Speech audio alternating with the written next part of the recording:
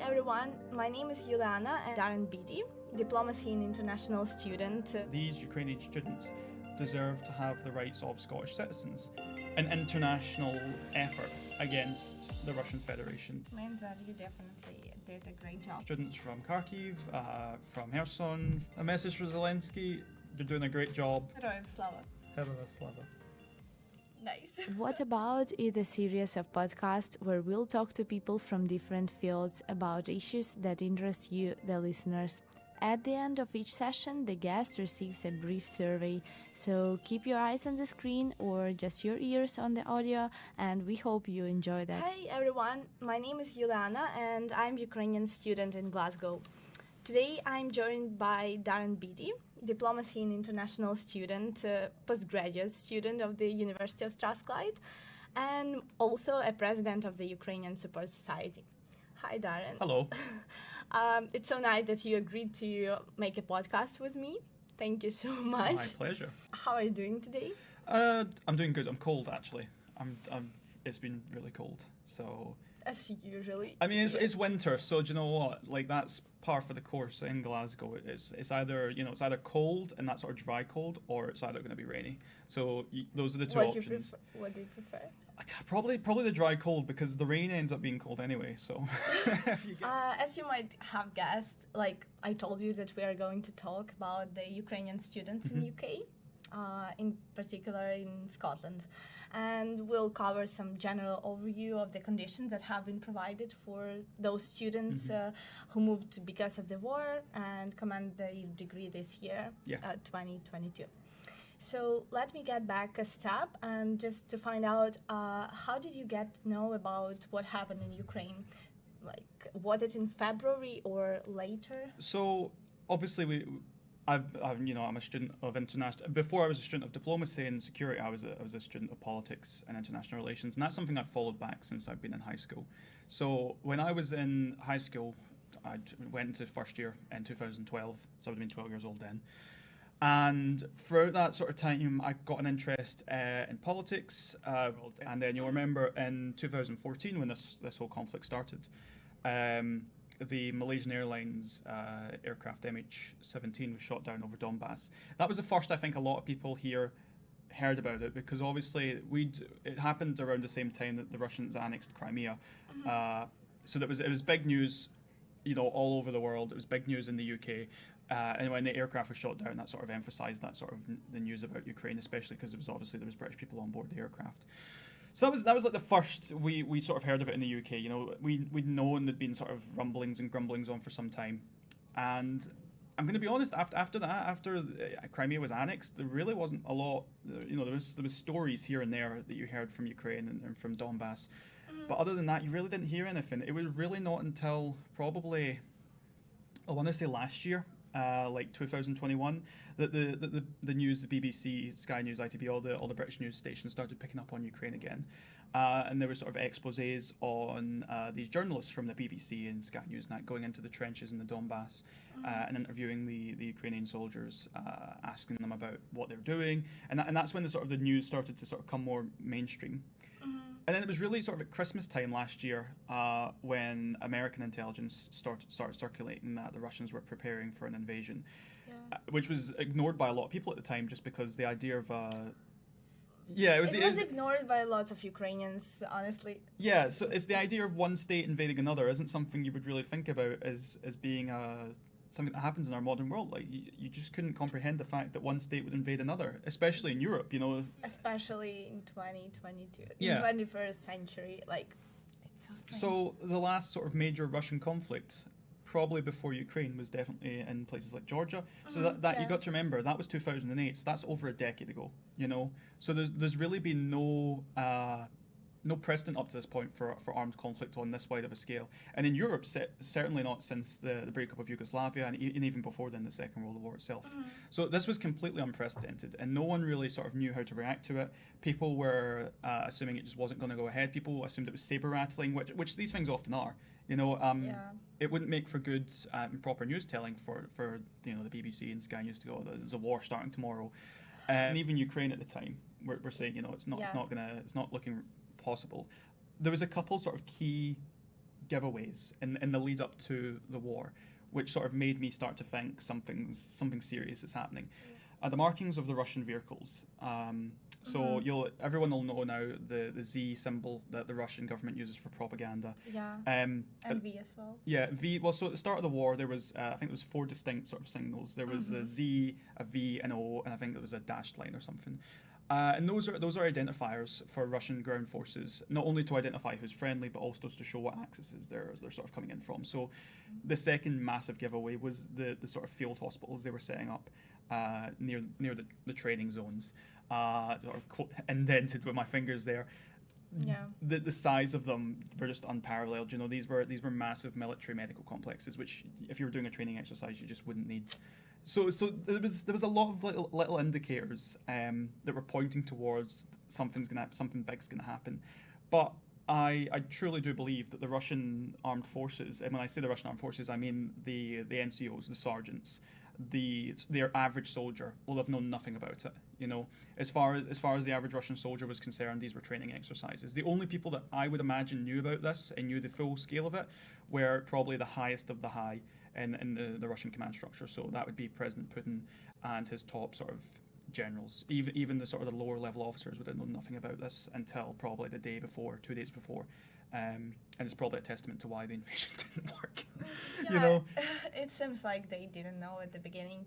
They told lots of militaries that were taken by our soldiers.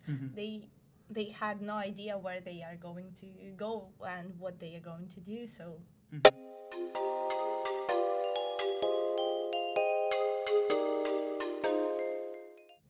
You got to know about everything that happened from the media, or how that happened? So mostly from the initial media reports. Okay. It's a really hard task to sort of verify what footage is real and what footage is fake. There's so much uncertainty in this conflict because you really don't know what's true and what's not.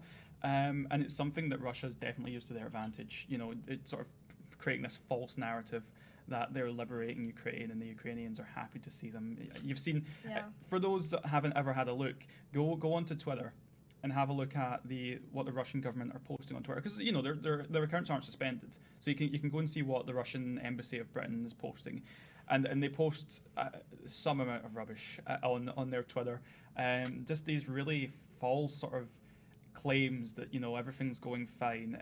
And I have a lot of friends who serve in the armed forces within the United Kingdom, armed forces within Canada, United States. So, yeah, also, have you spoken to your Scottish friends about everything happening in Ukraine? Like, what did they tell you? What are the views which are predominant? Well, Scotland, like much of Western Europe, like much of the United Kingdom, takes a very strong view on issues like this. I think everyone in Scotland or the majority of people in Scotland are under the belief that an invasion of any sort is wrong. And I've never really come across anyone that said, you know, the invasion's, you know, it's a good idea, or I've never heard anyone support the Russian invasion. Maybe you met someone who was sure that it's like kind of a special operation. No. I've never, not in Scotland anyway. I've never spoken to anyone that has considered this to be a special military operation. Yeah. So turning back to Ukrainian society. So for those who have no idea what that, like societies in terms of university, this is such kind of opportunities for students to be involved in some kind of activities and just to do what you like. And at the University of Strathclyde, there is a Ukrainian society where some Ukrainian students can meet each other and just spend some time together. So we have Ukrainian society, and just to find out what is the initiative of the administration of university, or some students rate this point of creating this society, and maybe that was you who started to talk about that. So the creation of the Ukrainian Support Society is quite an interesting one, because originally, when the conflict broke out, we had a lot of, obviously, we're facing the largest refugee crisis in modern history. You know, we're talking about millions of people displaced across Europe, you know, and a fair share of those did come to the United Kingdom, and obviously a share of them came to Scotland. The Scottish Government put out announcements about all the support that these students are getting. The university put out messages of support. You'll have seen, obviously, the Ukrainian flags fly all over this campus. Yeah. But when it came down to sort of substantial effort beyond just letting people in, there really was something, I don't know, I think the word to describe it would have been lackluster from the university, and to an extent that upset me. That made me very uncomfortable, because I don't like the idea of this sort of smiling, welcoming face, welcoming you to the University of Strathclyde, welcome you to, you know, Glasgow, welcome you to Scotland, and then just sort of leave it at that. You know, it's one thing to say people are welcome here. It's one thing to say that we're opening up our doors, we're letting people in. It's another thing to keep that sort of going. And I sort of knew, sort of quite early on in the conflict, that this conflict was going to last for months, years, if not more so. And I knew that public appetite would eventually sort of go somewhere else. You know, there's always a news story, and I'm not saying that Ukraine hasn't been in the front pages every day, because it has been since the start of the war, on the front pages of nearly every news channel across the earth. Ukraine has always been there. But people, and especially in the 21st century, have shorter attention spans than they probably should. And I sort of was keenly aware that if we didn't keep raising awareness of this issue, that it ran the risk of being relegated to another one of those European conflicts. So it's another one of these refugee crises. So I started looking at it. This was probably in August, July, before obviously the universities came back, and I was talking. I've volunteered at the student union for 5 years now, or 4 years now. Sorry. Oh, wow. Yeah, so I in the welcome team, running tours, welcoming people to campus, that sort of stuff. So I have you know, I know a lot of people in the student union. I worked at the student union last year as well. So I know a lot of people here, and I asked around. I said, what's the support network going to be like for Ukrainian students?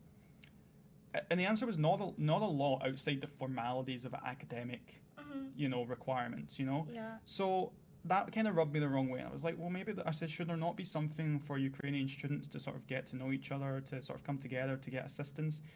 And they quite bluntly said, well, why don't you start it? Why don't you come up with an idea and, you know, do that yourself? And I was like, do you know what? I might as well, because if I don't, there might not be one at all. And the biggest fear for me was that there would be a time that would come in September and August, when Ukrainian students would arrive on campus with no idea about Glasgow or the culture, or they wouldn't know anyone. You've got to remember, Ukrainian students at Strathclyde come from all over Ukraine. I think in Scotland we have this idea that if you come from Scotland, you're Scottish. Do you know what I mean? We're such a small country. To get from one end of the coast to the other, it only takes about an hour and a half.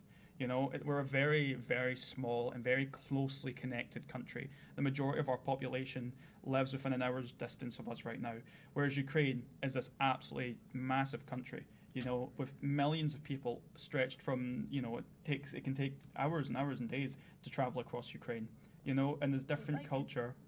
Yeah, and there's different cultures in every different part of Ukraine. Yeah, that's definitely true. It's different in that sense from Scotland, where everyone's sort of in this one sort of knit community. So that was a challenge as well, because we wanted to make sure that these people were able to integrate with, you know, together. And at the end of the day, it's not fair on Ukrainian students that have had their lives upended by this war, to just sort of been put on the welcome to Strathclyde, off you go, have fun, with no real guidance. So yeah, honestly, before our first meeting, I haven't met no Ukrainians on campus. I just didn't know where I can find them. I was really lucky to find your Facebook group, I guess, and then I also met you on the campus during our campus tours, but I had no idea that you were the president of Ukrainian Society. And then I mean, so basically after that, I was like, right, I'm gonna start this Ukrainian. The society is a weird name for it, because it's not a traditional society in the sense that people in Strathclyde would see a society. We're not a group that meets up every single week, unlike formal circumstances. We're not groups that do like big events every single week. there is two main objectives to our society. The first main objective is to create a social sphere for Ukrainian students. And that's not just Ukrainian students, that's Ukrainian and students in Strathclyde in general. Because I wanted to make this connection between Ukrainian students and students from Glasgow and students from elsewhere. The last thing I wanted was for Ukrainian students to form their own bubble and it just be a clique of Ukrainian students. I didn't want them to be separated from, you know, all the other students. I wanted Ukrainian students to come here and to feel welcomed and to get involved with all the events that are happening, not just events that are specific to Ukraine. I think a lot of people at Strathclyde and a lot of people in Scotland and around the world, to be fair, I mean, you see it everywhere. These, on campus, you'll have these events like International Food Day, you know, and if you're not an international student, the expectation is you don't really go along, you know. But I wanted to make sure off the bat that we had that integration ongoing. We wanted Ukrainian students to come here and not only make friends with Ukrainian students from elsewhere, but also with Scottish students, with English students, with students from wherever they came from.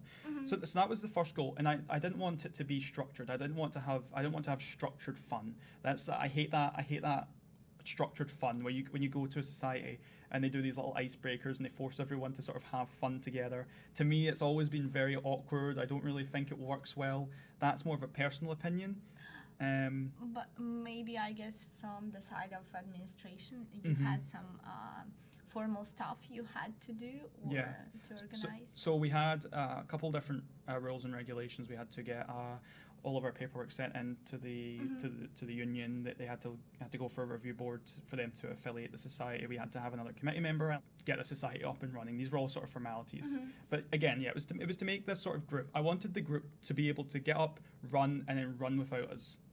I didn't want the society to be like dependent on the student exec to organise things, and to that extent, I think our society has been massively successful. We had our first welcome event back in Freshers Week, which was great. We had a bunch of people come around, which was sort of that. It was a little bit awkward, but it was more so just to have an icebreaker for people to get to know each other, to chat, and then after that, things just sort of took off on their own, you know. Yeah, in our chat we have more than 70 people. Yeah. I haven't met everyone, but neither have I. Still. but that's what I'm saying. Within that group, I'm in the group and I read the chats regularly. Learning to read Ukrainian is becoming, as you know, it's a second hobby now. It's just like having to read for all these messages in Ukrainian. Yeah, actually, that's amazing. Darren spending time with us, he learned lots of Ukrainian words, and even sometimes he can understand. Yeah.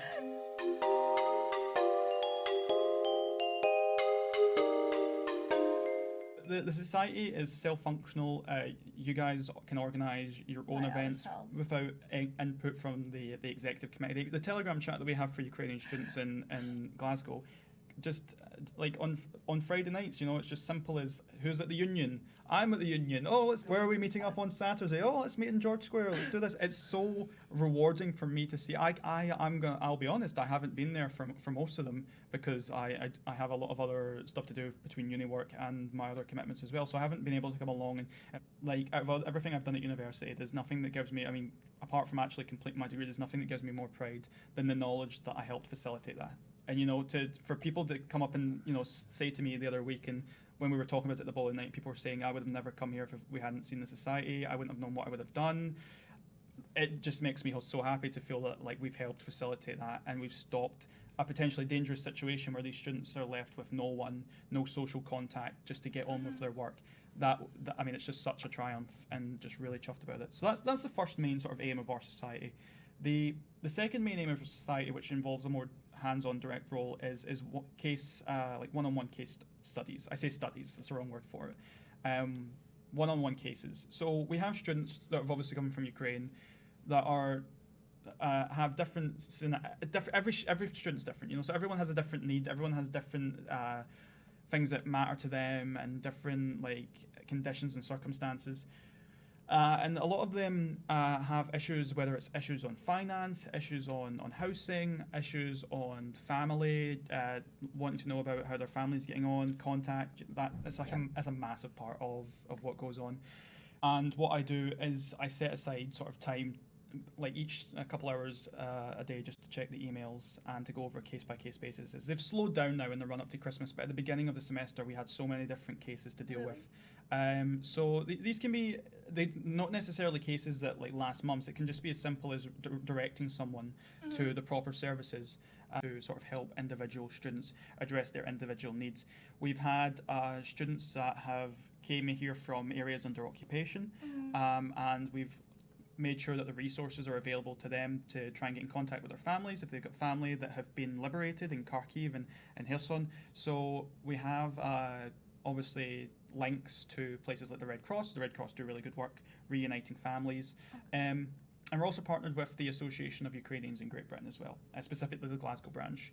And we have been able to share out information. So when they post something, we put it up. If we post something, they put it up. It's a lot of students we've heard that have come to the society have come here from the association, because the associations put like information up on their Facebook page or their Twitter pages. So that's a good help as well. But yeah, individual case by case basis. Means that you definitely did a great job. Yeah. And you're a member as well of our societies. Yeah, of what course, would from be the early beginning. Yeah. So what would be your experience? How would you say the societies helped you in both social sense and an academic sense? Honestly, it helped a lot, because at the beginning I had such willingness to make some Scottish friends, because different cultures. I was really interested in getting to know lots of people.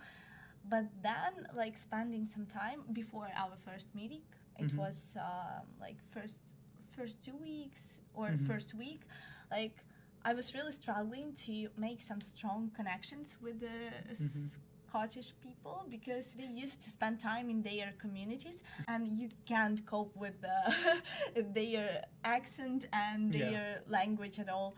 And I realized that I really wanted talk to someone from Ukraine, because they nobody can understand me better than those people from my country. And when I realized that I'll have such opportunity, because the Ukrainian society is going to be started. So I was really happy to see people from Ukraine.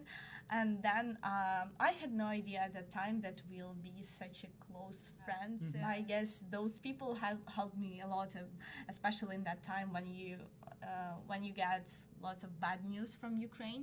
You really can't deal with your studying stuff, and you just staring at your news channels, just checking the updates.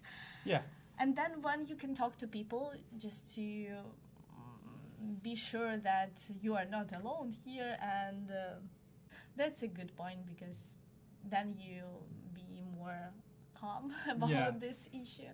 And I don't know. I mean, it's worth noting, since the society has started, we've had really terrible news come from Ukraine, which has affected a lot of our members. A lot of our members are from.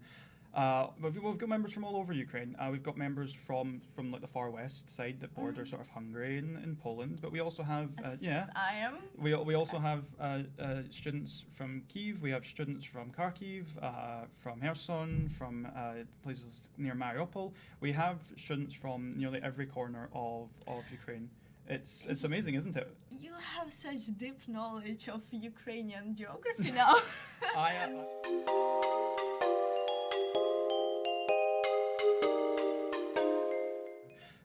But yeah, just it shows you the array of students that we've had from all over Ukraine is just insane. And we've had bad news come out from Ukraine. We've had atrocities that have been uncovered. There are days where we don't have any good news to share. We have just constant fighting. But on the other side, we have terrific news that comes out of Ukraine. I think we were the main two big pieces of news is that we got to share, and you've got no idea how much it just happy it makes me to sort of write out the message. Obviously, we were on campus when Kharkiv was liberated in a matter of days, which was we do have a couple students from Kharkiv city and the outskirts and that, and they were pretty happy that the occupation had ended, and everyone was happy. It was such a large swathe of territory was liberated in such a short period of time. It was unbelievable. And then again last month when Kherson was liberated as well, it's, the same feeling of just euphoria of all these months of occupation have just ended.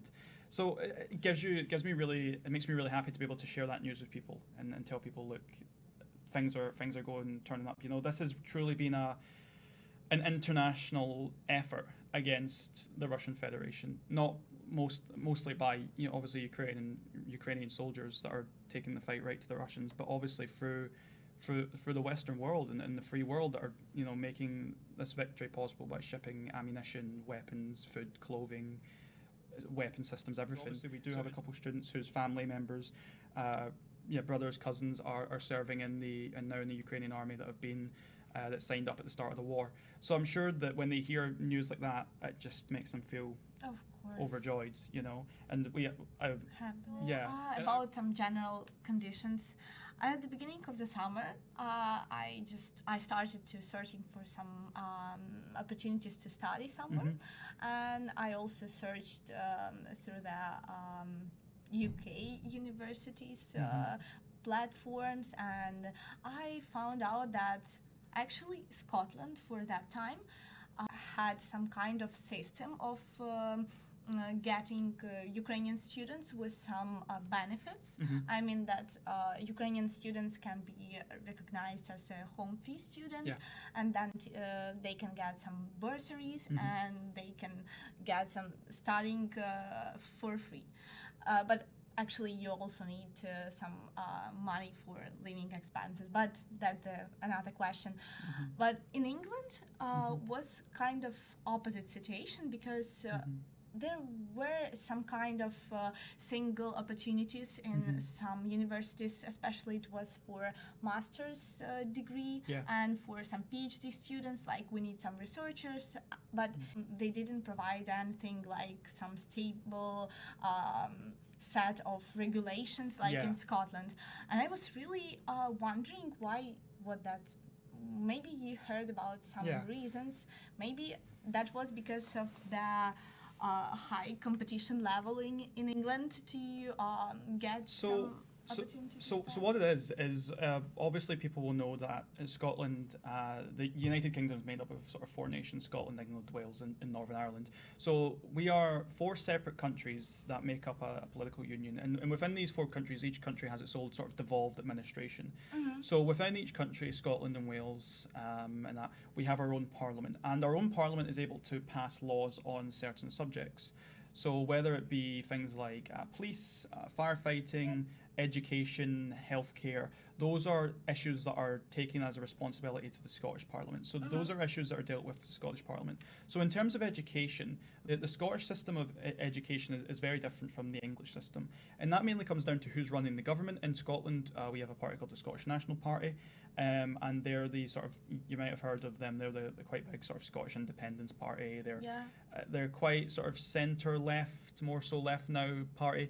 And down in England you have the Conservatives, who are quite different from the Scottish National Party. The Conservatives are quite sort of centre-right, or right, depends who's in charge, depends what policies they're putting forward. But most people would agree that the systems of governance between Scotland and England, between the political parties, are quite different. In terms of Scotland have a system called SAS, which is the Scottish Awards Agency Scotland or something, whatever it stands for. I'm not really too sure. But basically, in Scotland, university tuition is free for Scottish students. So Scottish students do not have to pay to go to university if they apply through SAS. They get their tuition paid for them by the government, by this awards agency that then pays the university on behalf of the student. The Scottish student can also then apply for a SAS loan, which they do have to pay back, but not until after they graduate and only once they're earning a certain amount of money.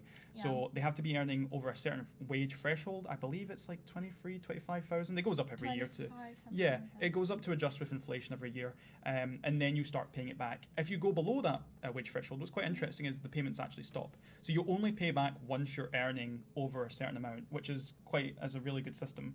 And if you for whatever reason do not earn over that for however long, I believe in a certain amount of years they just get rid of they just wipe the debt off your student loan, which is again pretty cool. Don't know why you wouldn't be earning over that amount if you'd gone to university, but the system exists.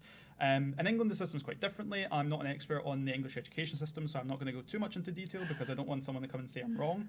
But the system is pretty much that you still have to pay to get into university. I believe you can get scholarships and bursaries and stuff to pay for it, but it's not a universal system like the system is in Scotland. So when when people from Ukraine started coming to the United Kingdom and people coming to Scotland, the Scottish government took an interesting approach, whereas they said these Ukrainian students deserve to have the rights of Scottish citizens. If they're gonna come and live here, and they're going to come and work here, and they're going to have lives here, because at the end of the day, we don't know how long this war is going to go on for. It's not fair to allow these people to exist in a state of limbo. We've got to give them the opportunities to get work, to contribute to the economy, to continue with their lives, to continue with their education. So obviously they made the Ukrainian people that came here citizens all but in name. You know, students and children have access to Young Scot cards, so they can get free bus travel around all of Scotland. Under 22.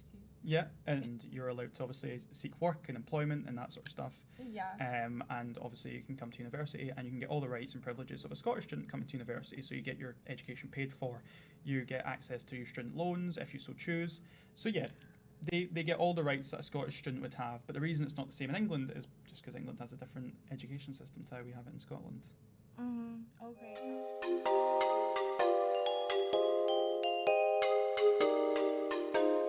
It's hard. Do you know? It's hard not to feel connected to the Ukrainian conflict, because people from Ukraine Are everywhere. Are everywhere, and they've entered our lives. You've come into my life, you know, and you and In Sophie good and all that, sense. and in good sense that these are my friends now, and anything that happens bad to them makes me angry, you know. So there's going to be massive cultural changes, and you know that's just when the conflict ends, and it will end eventually.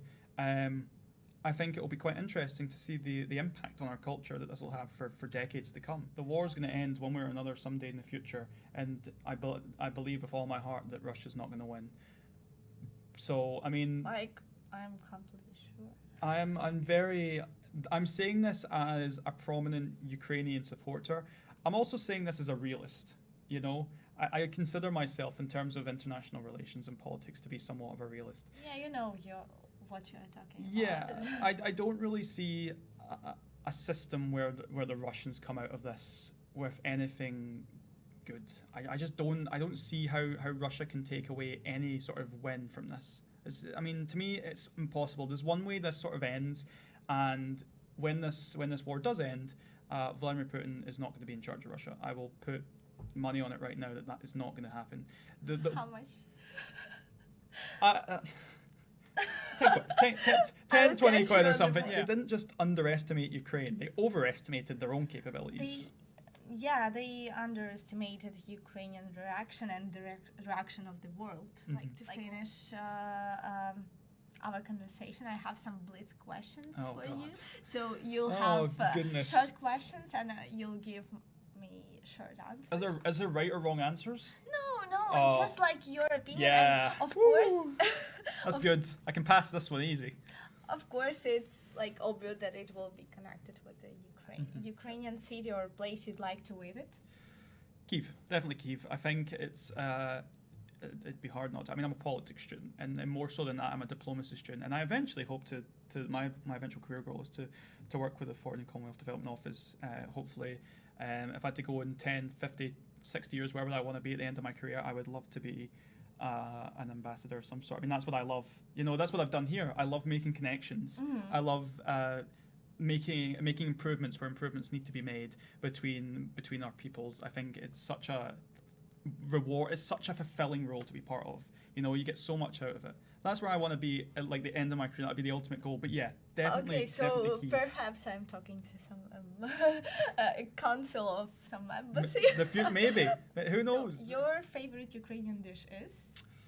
I know that you tried some of them. So it was. I'm trying to remember the name of it. It was the dish. What's it called? I've tried a few now, but my favorite one is the. It's like the dumplings with sort of had like potato inside, and it was like rolled. Seems like it's vareniki. It was very good. Would have been better if it was fried, but other than that, it was very good. Okay, yeah. Ukrainian artist or band whose songs are in your playlist, if they exist. I'm not a big subscriber to music outside. I mean, it's Christmas time, so I've got the Michael Bublé and Sinatra playlist on full blast right now. The only one I'm aware of would be the team that won the Eurovision Song Contest. Just because they were the only ones I've ever heard. I expected that you will tell that. Slava Ukraini? Slava. Almost. Okay. Heroям Slava.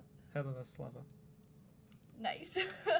Okay, I guess we came to our finish, and thank you so much for coming and sharing your experience. Thanks for having me on, and if Zelensky's listening, you're doing a Of course. if Zelensky's listening, or any of his friends are listening, you're doing a great job. Keep up the good work, and yeah.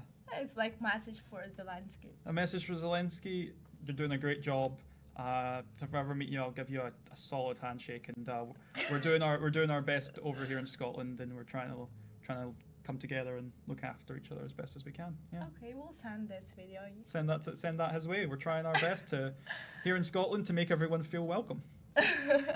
Okay, yeah, it was nice to hear from you, and thanks for everyone for listening to this podcast, and also many thanks to University of Strathclyde and Strath Union for providing this amazing media room and all this equipment. Yeah, the next podcast is going to be about studying in UK, particularly in Scotland. Some general points: how to apply for studying, tuition fees, scholarships, differences from studying in European universities, etc. And so if you have any questions about that topic, or anything you'd like to share, or just to give some feedback about our podcast with Darren, feel free to leave them in comments below this video. And see you on the next podcast then. Hopefully it will be soon. Hopefully. Yeah, thank you. Thank you very much.